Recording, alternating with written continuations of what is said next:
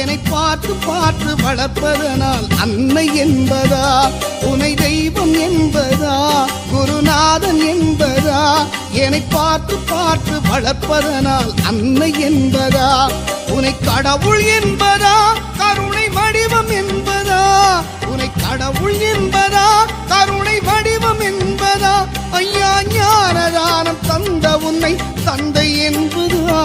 உனை தெய்வம் என்பதா, குருநாதன் என்பதா, என்னை பார்த்து பார்த்து வளர்ப்பதனால் அன்னை என்பதா.